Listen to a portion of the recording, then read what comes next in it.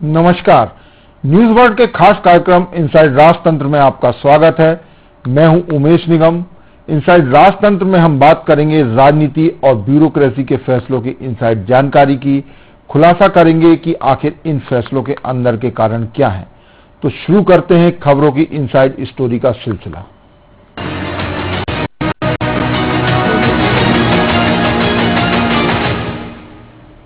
मध्य प्रदेश की नदियों में से केवल नर्मदा का पानी ही बगैर उपचार के पीने लायक है, जबकि प्रदेश की क्षिप्रा, पार्वती, बेतवा, चंबल, मंदाकिनी और खान सहित काफी संख्या में नदियों का पानी बगैर उपचार के पीने योग्य नहीं है। ये खुलासा मध्य प्रदेश प्रदूषण नियंत्रण बोर्ड ने हाल ही में नदियों के जल गुणवत्ता संबंधी रिपोर्ट में किया है। इसमें प्रदेश की 88 नदियों के जल की गुणवत्ता का परीक्षण कर रिपोर्ट तैयार की गई थी। इस दौरान एमपीपीसीबी ने विभिन्न स्रोतों से पानी के 6,965 नमूने एकत्रित किए थे, जिसमें नदियों के साथ तालाब, भूजल स्रोत सहित अन्य जल स्रोत शामिल हैं। इसमें सर्वाधिक 2,308 नमूने प्रदेश की नदियों से ही लिए गए थे। नर्मदा नदी का पानी अधिकांश पॉइंट पर ए श्रेणी का मिला था। ए श्रेणी का पानी रोगाणु रहित होता है और गैर पारंपरिक उपचार के बिना पीने योग्य रहता है। बाकी सभी नदियों का पानी बी और सी ग्रेड का पाया गया। बी और सी ग्रेड का पानी पारंपरिक उपचार के बाद ही पीने योग्य माना जाता है। इन दोनों ग्रेड का पानी बगैर पारंपरिक उपचार के पीने योग्य नहीं रहता है।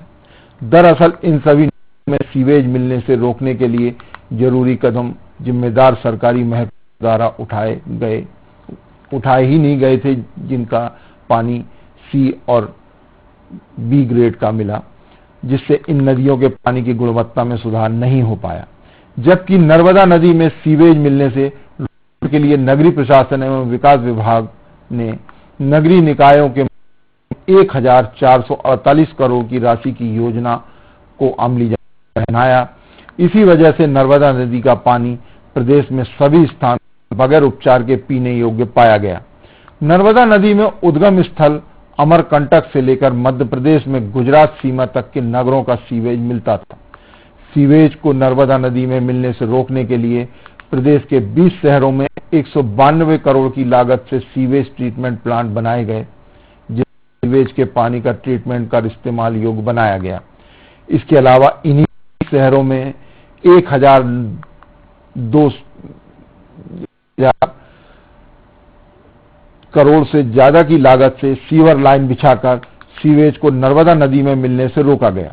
सीवेज प्रोजेक्ट का काम जिन शहरों में कराया गया उनमें अमरकंटक, डिंडोरी, मंडला, जबलपुर, भेड़ाघाट, नरसिंहपुर, होशंगाबाद, नसरुल्ला, बुधनी और शाहगंज शामिल है। इसके अलावा मंदसौर, मंडलेश्वर, ओंकारेश्वर, धर्मपुरी, नेमावर, बड़वाह, सनावद और अंजड़ में भी नर्मदा नदी में सीवेज पानी से रोकने के लिए इसी प्रोजेक्ट में काम हुए। इसी प्राथमिकता के साथ बाकी नदियों का काम भी कराया गया होता तो उनका पानी भी बगैर उपचार के पीने पाया जाता। इसी विषय पर विस्तार से चर्चा करने के लिए हमारे साथ मौजूद हैं वरिष्ठ पत्रकार रंजन श्रीवास्तव। रंजन श्रीवास्तव जी, आपका स्वागत है इनसाइड राजतंत्र में। नमस्कार रमेश जी। रंजन जी, नर्मदा नदी में जो सीवेज मिल रहा था उसको रोकने के लिए तो राज्य सरकार ने प्रयास किए और काफी हद तक रोक लिया, और रोकने के बाद वो पानी भी बगैर उपचार के पीने योग्य पाया गया। प्रदूषण नियंत्रण बोर्ड की जो जांच रिपोर्ट आई है उसमें। लेकिन बाकी की नदियों में इस तरह का जो है प्रयास नहीं किया गया कि उनमें भी सीवेज मिलने से रोका जाए, क्योंकि बहुत सारे शहरों में उन नदियों से भी पेयजल के लिए पानी सप्लाई होता है। तो बगैर के देने लायक पानी बनाने के लिए कोई प्रयास उन नदियों को नहीं किया गया है। क्या कहेंगे आप? नहीं, बिल्कुल आपने सही कहा मेरे जी। देखिए, अभी भी बहुत सारे नदी हैं जी, तालाब हैं, झील हैं जी, जो हमारे पानी के पीने का साधन है, जो ट्रीट करके हमें दिया जाता है। लेकिन दुर्भाग्य है, पिछले बहुत सालों से जी योजनाएं बनती हैं, योजनाएं कागज पे आती हैं लेकिन धरातल पे नहीं आ पाती हैं। और जैसे जैसे जनसंख्या बढ़ती जा रही है जी, और अर्बनाइजेशन बढ़ता जा रहा है, शहरीकरण बढ़ता जा रहा है, लोगों की संख्या बढ़ती जा रही है, उसी हिसाब से जो दैनिक आपका मल मूत्र है, जो आप दैनिक दिनचर्या में जो सामान यूज करते हैं, वो चीजें हैं, वो नाला जो आपने बिल्कुल सही कहा कि सब नदियों में आकर मिलता है। जी, बहुत ही ह्यूज टास्क, मतलब छोटा मोटा टास्क नहीं है, काफी बहुत बड़ी मात्रा, बहुत बड़ा टास्क है। लेकिन फिर भी आखिर जल को तो वही जल तो जीवन है, इसके बिना तो जीवन कल्पना नहीं कर सकते आप। तो जैसे नर्मदा पे काम हुआ है, नर्मदा 2 चीज हुआ है उमेश जी। आपको याद होगा कि मुख्यमंत्री महोदय ने एक पूरी यात्रा निकाली थी, जी हाँ, सेवा यात्रा निकाली थी। उसके बाद ये कदम उठाए गए।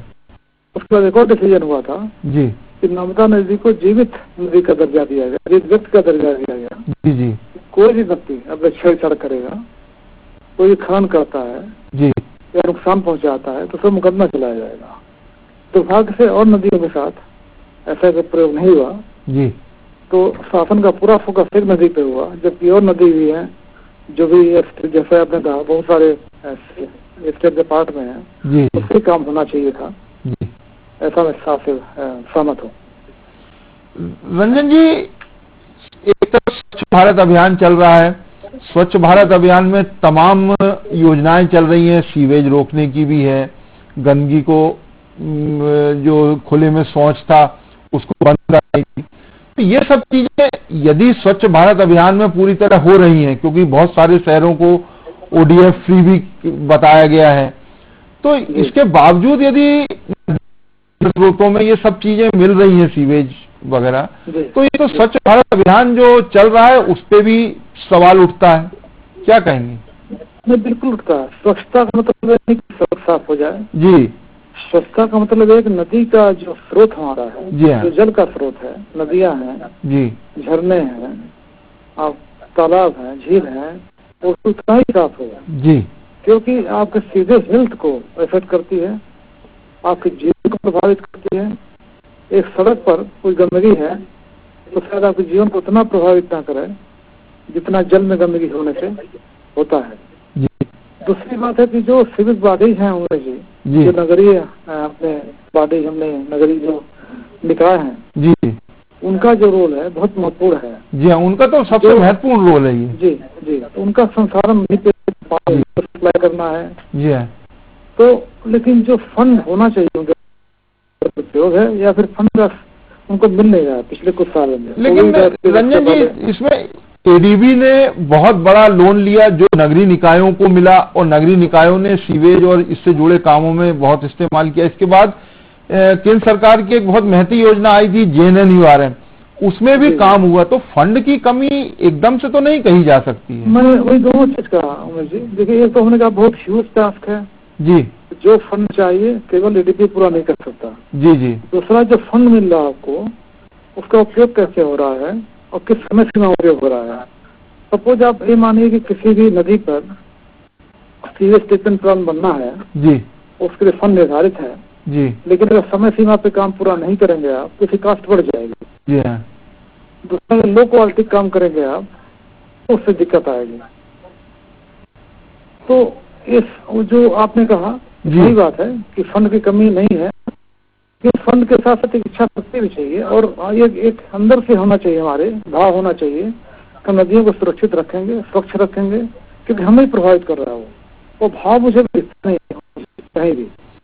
तो रंजन जी, ये आखिर इच्छा शक्ति कब आएगी? ये जो ऊपर आला अफसर बैठे हैं उनमें और जो जनप्रतिनिधि पदयात्राएं तो करते हैं कि नर्मदा के किनारे पदयात्रा कर ली या और नदियों की जल स्रोतों के उसकी बातें करते हैं, भाषणों में भी बातें आती हैं, लेकिन धरातल पे वो सब चीजें दिखती नहीं है। देखिए, वही कुल मिला के प्राथमिकता पे तय होता है कि अगर प्राथमिकता है क्या जी जी। अगर हमारे जैसे देखिए अभी मुख्यमंत्री महोदय को लेकर नाराज हुए, लगातार सड़कें खराब हो रही है। अब आप देखेंगे धुआंधार सड़कें बनने लगी है, उससे रिपेयर वर्क होने लगा है जी। तो हमारा कहना कि सिस्टम तो आपका तंत्र है तो हर बात के लिए CM का वेट क्यों करेगा?